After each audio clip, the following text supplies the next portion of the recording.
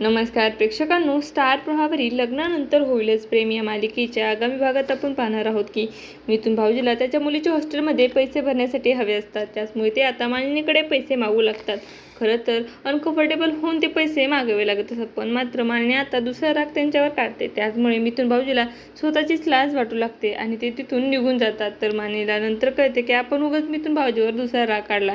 तर या सगळ्या गोष्टीचा फायदा आता विजय घेऊ लागतो. कशा प्रकारे तुम्हाला नोकरासारखं या घरामध्ये वागणूक दिली जाते याची जाणीव तो आता मिथुन भाऊजींना करून देतो. एवढं सगळं करूनही देशमुखाच्या नजरेत तुमची किंमत शून्य आहे असं तो त्यांना दाखवून देतो. तर पैशासाठी मानिनी वहिनीच्या मागे आपल्याला फिरावं लागतं याची जाणीव आता मिथुनला होते.